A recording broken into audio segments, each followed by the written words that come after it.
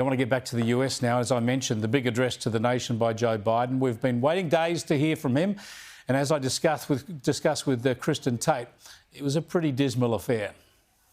Yeah, I mean, he was on air for all of 11 minutes and did not give any of the millions of voters who did cast their ballots for him a reason as to why he was dropping out of this race.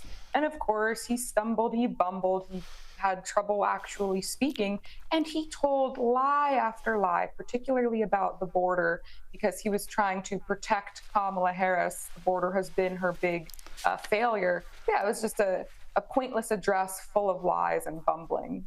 Yeah, I want to go to some aspects of that, and one of them is what he said about the border. Let's have a look at this. We're also securing our border.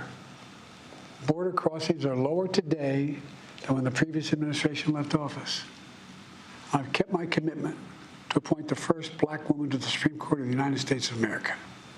I also kept my commitment to have an administration that looks like America.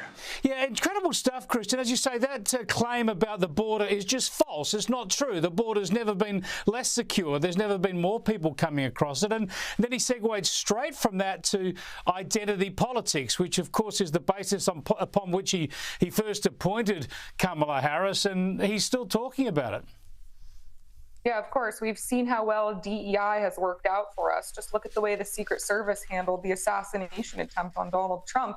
You had, women who were shorter than him attempting to protect him from bullets. It was a disaster. But yeah, to say that border crossings are lower today than they were when Donald Trump was in office is insulting to the intelligence of the American people.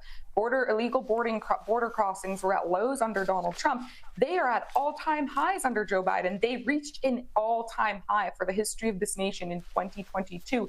Put this into perspective, we've had about 10 million illegal aliens cross our border, and those are just the ones that we know of under Joe Biden. This is more than the population of most U.S. states. So that is an outright lie. It's not even a half-truth spun into a sort of full truth. It is just a lie. Yeah, let me go then to what I reckon is even a bigger deception, the grand deception at the heart of this statement from Joe Biden. Here he is about the power of the American democracy. The great thing about America is here, kings and dictators do not rule, the people do. History is in your hands. The power is in your hands. The idea of America lies in your hands.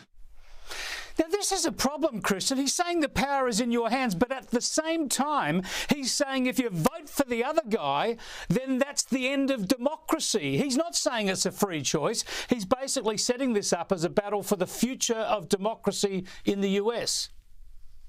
Yes, the great defenders of democracy forced out the candidate that was put in place via votes from their own constituents, and now have coronated his replacement and told their voters to just deal with it. And now these people have the nerve to sit there and tell us that they are going to continue to defend democracy against the other candidate, Donald Trump, who was voted on by his supporters in the Republican Party. The whole thing is a joke, but this is all they've got.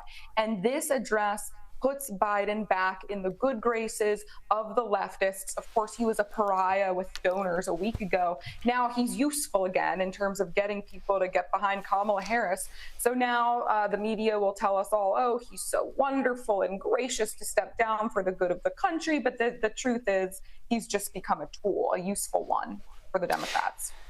Yeah, the other point, of course, that struck me, of course, is that Joe Biden says the time for a new and fresh voice is now, but it's not now. It's actually in late January next year, because otherwise, if the time was now, he'd be resigning. But no, he's promising to stick around close to 6 months more of his presidency to go. And rather than saying he's basically going to hold the fort, he's now promising even more radical leftist reform. Have a look at this. I'm going to call for Supreme Court reform because this is critical to our democracy, Supreme Court reform. Kristin, Supreme Court reform, in other words, that is code for the left getting more moderate or more leftist judges onto the court. This must be deeply worrying. The left will love it, but it's got to be deeply worrying for mainstream America.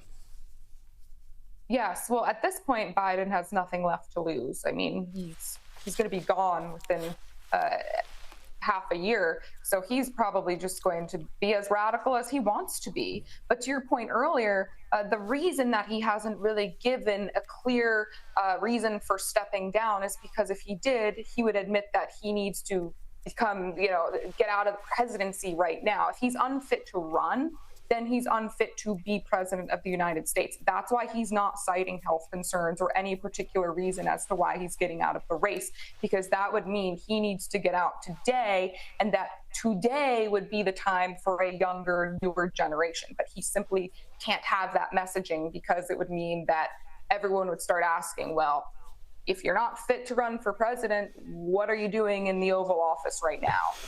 Extraordinary times yet again, Kristin. Thanks for joining us. We'll see what next week brings. I'm kind of scared to see, but certainly exciting times. Thank you, Chris.